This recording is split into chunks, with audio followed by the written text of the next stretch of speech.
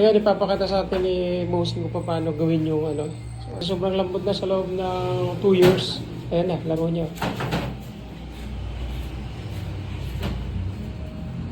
Itim na nga pala. So, mga ilang years bago palitan? Depende sa Gamit. pagkakagawa, sir. Pero kung factory na oil, mas maganda 6 months or 1 year Magpalit. mag-enhance ka na. Para hindi masira yung ball race. Oh, parang luga na nga eh. Sa loob ng 2.5 years na gamit. Yung mga Yamaha, 1 month to, lumalagotok na. Minsan, isang linggo pa lang, lumalagotok na. Itong Honda.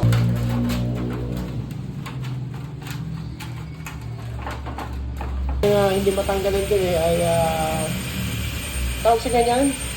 Binabapin? Ano po, sir? Oil brush. Oil brush na natanggal kasi may mancha na eh. Ano po na, sir? Kalawang. Kalawang, hindi matanggal. Para mas maganda lang ng ating shop. Wire brush. Oil. Kanan ka? Pop siya katak. Oo. Okay. Parang namin po. Hindi sa taon na, sir. Unang ilalagay ko 110.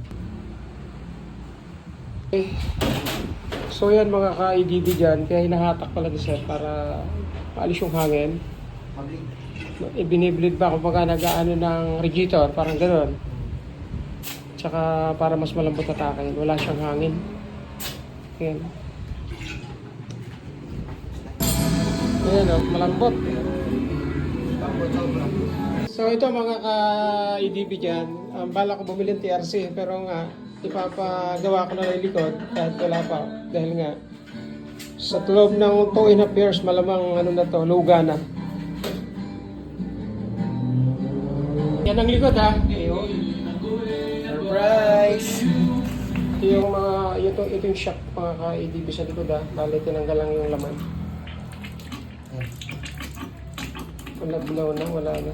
Sige, wala na. Kagaya maraming bula, ibig sabihin, pag maraming bula ay may hangin pa yun, ano?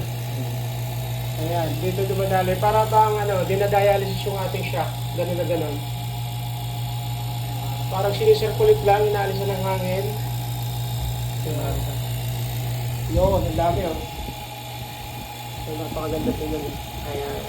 So, pag nawala si bula, pwede na. So, dahil marami pang bula, pabalik-balik lang yan hanggang sa mawala. Ibig ko dyan, huwag na kayo magbili ng TRC, pumunta na lang kayo dito. At siguradong hindi kayo mapapagastos. Ito'y, alam niyo naman ang shock natin, napakamahal. Kasi yung iba, binalik lang ulit siya pababa. Ayan na. Ayan na, bumaba na siya. O, ito na yung magiging normal lang shock natin sa likod. Kaya sa may mga shock dyan, huwag nyo nang ibinta. Dalhin nyo na lang dito.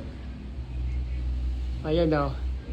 Kasi kanina nung binuksan ni Pops, walang laban na talaga yung aking shock sa likod. Buti na lang talaga dito ay hindi ka bibigyan ng gastos kung hindi naman kailangan solusyonan yung ano mo, problema sa shock natin. Check muna bago gawin.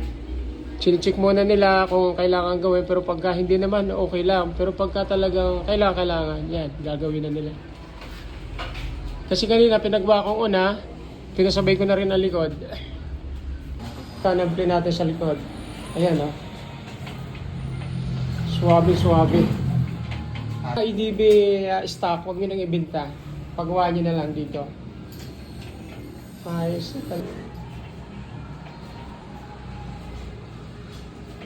Pero yan ang tunay na nakikita ko. Sabi ko makandayo kaya sa Maynila. Pero meron dito. Ito na yun eh. Kita mo yung gawa, di ba? Oo.